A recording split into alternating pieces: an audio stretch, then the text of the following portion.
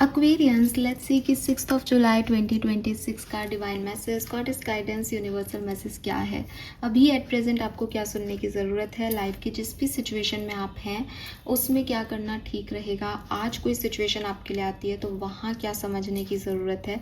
Detail reading है आपकी guidance के लिए 6 जुलाई 2026 के लिए। तो लेट्स सी एक्वेरियस कि आपकी आज की ओवरऑल डे की एनर्जी क्या है।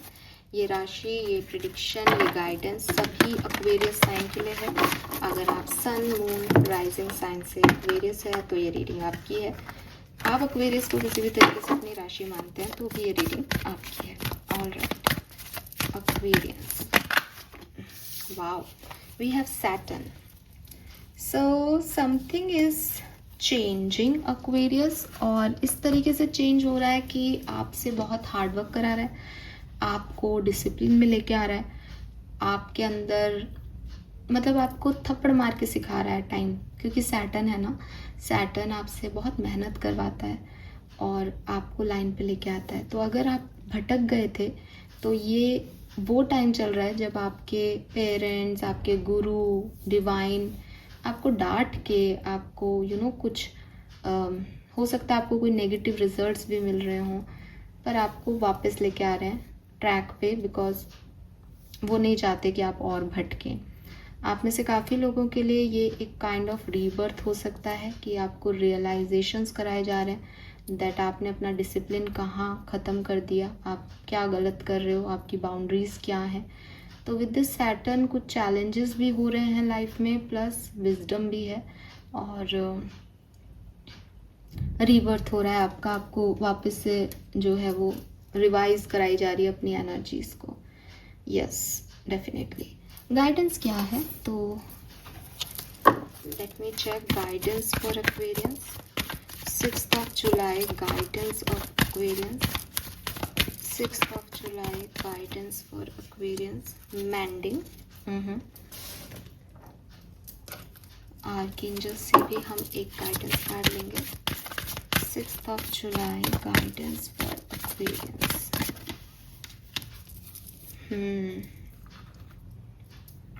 और गार्जियन एंजल से भी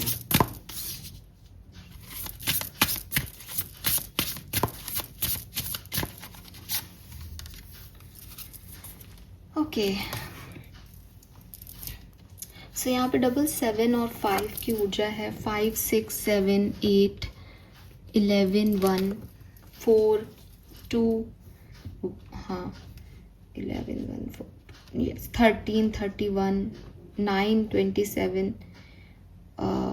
ये नंबर जो है वो सिग्निफिकेंट हो सकते हैं आपके लिए। यूनिवर्स आपको गाइड कर रहा है एक्वेरियस, और ये जो गाइडेंस है वो बेसिकली आपको कह रहा है कि अगर किसी ने आपको हर्ट किया है, या आप एक ग्रीफ में हो बिकॉज आपने अपनी लाइफ में चीज़ें खोई हैं, कोई लॉस हुआ है आपको, और उसकी वजह से आप चीज़ों को अब वैसा नहीं देख पाते जैसा वो है ना, कुछ भी अंदर एक ग्रीफ है आपके। तो यूनिवर्स आपको कह रहे हैं कि पेन और सफरिंग जो है वो लाइफ का पार्ट है, आप उससे भाग नहीं सकते। अगर आप उसके लिए किसी को जिम्मेदार ठहराओगे कि यार तेरी वजह से मेरे साथ ऐसा हो गया, या उस समय ये नहीं करता या करती तो ऐसा हो जाता, तो आप लाइफ पे क्वेश्चन मार्क उठा रहे हो, बिकॉज लाइफ की काफ़ी चीज़ें आपके और मेरे कंट्रोल में नहीं है। तो जैसे हमारे कंट्रोल में नहीं है वैसे सामने वाले के भी कंट्रोल में नहीं है, ठीक है। तो ये जो आपका सॉरो है, ये आपकी लाइफ में जो हार्ट ब्रेक लेके आया है, इसको बहुत ज़रूरी है कि आप इसको छोड़ना सीखें, आप इसको भूलना सीखें, और जो ब्रेक आपकी हार्ट के अंदर आया है उस ब्रेक से ही उस हीलिंग लाइट को अपने अंदर लेके जाएं, ठीक है। एंड अपने आप से प्यार करें, अपने आप को ऐसे लोगों के बीच रखें कि वो आपको प्यार कर सकें और आपको ये अकेलापन महसूस नहीं हो। एक दिन ये हीलिंग हो जाएगी, अभी आप इसको बहुत ज़्यादा बहुत ज़्यादा ज़बरदस्ती से करने की कोशिश मत करें कि भाई मेरे को ये बुरा अभी तक क्यों लग रहा है, ये ख़त्म क्यों नहीं होता मेरे अंदर से। अपने इमोशंस को प्रोसेस करें, अपने इमोशंस के फ्लो को समझें, अपनी सेंसिटिविटी को समझें कि कोई चीज़ आपको अफेक्ट क्यों कर रही है। तो जब आप ये करोगे तो डेफिनेटली आप इस चीज़ से निकल जाओगे, ठीक है।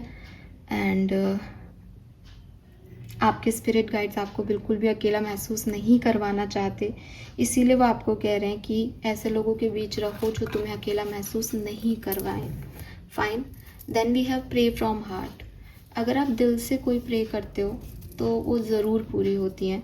ये कार्ड ऐसा कह रहा है, हालांकि मेरा इसमें विश्वास कम ही है, लेकिन ये कार्ड यहाँ है तो मैं खुद भी समझती हूँ और आपको भी समझाती हूँ। Prayers really can move mountain. Reach out to the divine with your heart's concern and watch miracle unfold. तो यूनिवर्स कह रहे हैं कि अगर तुम मुझसे जुड़ते हो और प्रेयर करते हो तो हो सकता है कि मैं तुम्हारी लाइफ में तुम जो चाहते हो वो चीज़ें नहीं क्रिएट कर पाऊँ, लेकिन मैं वो क्रिएट कर सकता हूँ जो बाकी लोगों के लिए एक मिरेकल से कम नहीं है। जैसे तुम्हारी हीलिंग का जल्दी होना, जैसे तुमको सपोर्ट देना, बिकॉज जो रिटर्न है उसको मैं नहीं बदल सकता, लेकिन मैं हमेशा तुम्हारे लिए यहाँ खड़ा रह सकता हूँ। तो अगर आपको ऐसा लगता है कि नहीं मैं हील कैसे हूँ, तो आप प्रेयर से जुड़ें, आप डिवाइन एनर्जी से जुड़ें, आप उन तक पहुँचने की कोशिश करें किसी भी माध्यम से, तो आपकी हीलिंग अपने आप ऑटोमेटिकली होने लग जाएगी। यहाँ पे बहुत ही सुंदर सा आपके लिए मैसेज आया है जो कि कह रहा है it is safe to surrender to the good feelings. वही मैं अभी आपको कह रही थी कि इट्स नॉट अबाउट कि मैं हमेशा ये सोचती रहूँ कि मेरे मन में ये फीलिंग क्यों आ रही है, मैं ऐसा क्यों कर रहा हूँ, बल्कि मैं ये महसूस करूँ कि यार मेरे अंदर ये फीलिंग्स हैं, मैं ये महसूस करती हूँ या करता हूँ। जैसे फॉर एग्ज़ाम्पल कोई पार्टनर है आपका और वो पर्सन जो है वो आपसे बातचीत नहीं कर रहा किसी कारण से, और आप उसको व्यक्ति को जो है वो मना रहे हो। तो अगर आप अनहील्ड पर्सन हो तो आप सोचोगे कि यार मैं क्यों मना रहा हूँ इसको, मुझे नहीं मनाना है ना। आपका ईगो आ जाएगा एक कि वैसे ही मैं परेशान हूँ, अब इसको मनाता रहूँ या मनाती रहूँ। लेकिन अगर आप एक हील्ड पर्सन हो, अगर आप में डिवाइन एनर्जीज़ हैं, तो आपके मन में ये क्वेश्चन पहले नहीं आना चाहिए कि मैं ये इसको क्यों मना रहा हूँ। आपके मन में क्वेश्चन आना चाहिए कि मैं खुद इतना अनहील्ड हूँ, खुद इतना अनईजी फील करता हूँ, मैं खुश भी नहीं हूँ, लेकिन इस व्यक्ति की खुशी मेरे लिए इतनी इम्पॉर्टेंट क्यों हो रही है। ऐसा क्या है कि ये व्यक्ति मेरे से अपना एनर्जी ले रहा है, ऐसा क्या बन गया हमारे बीच में, ये इतना खास कैसे हो गया।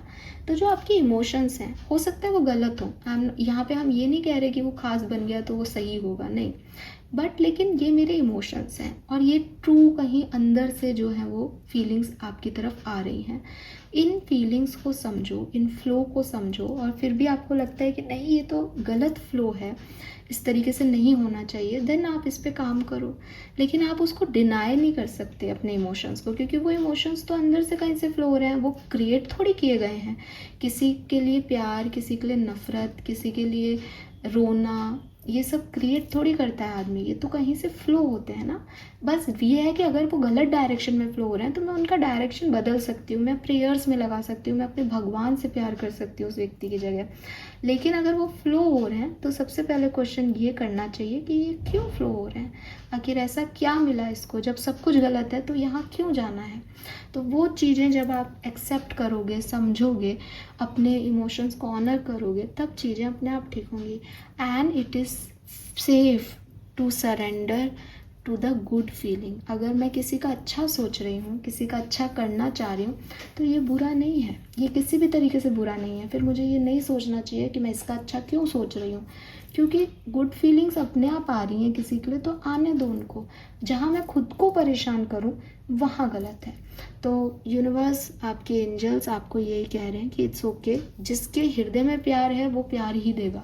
उसको कभी ये क्वेश्चन नहीं उठाना चाहिए कि मैं इन लोगों को प्यार क्यों करता हूँ, क्योंकि आपके पास देने को प्यार है, ठीक है। आप अगर नफ़रत होगी आपके अंदर तो आप नफ़रत दोगे, आपके अंदर प्यार है तो आप प्यार दोगे।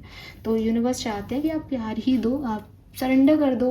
अच्छा जो भी महसूस हो रहा है उसकी तरफ जाना है, क्वेश्चन मार्क मत करो खुद के आगे कि अरे जाऊँ नहीं जाऊँ, जो अच्छा लग रहा है करो, बिकॉज आपकी फीलिंग्स आपको, आपका शरीर आपको, आपकी चारों तरफ की एनर्जी आपको बताती है कि क्या आपके लिए सही है और क्या गलत। सो सरेंडर करें गुड फीलिंग्स की तरफ। ये मैसेजेस मुझे आपके लिए मिल रहे हैं एक्वेरियस, होप ये आपसे रेजोनेट होंगे।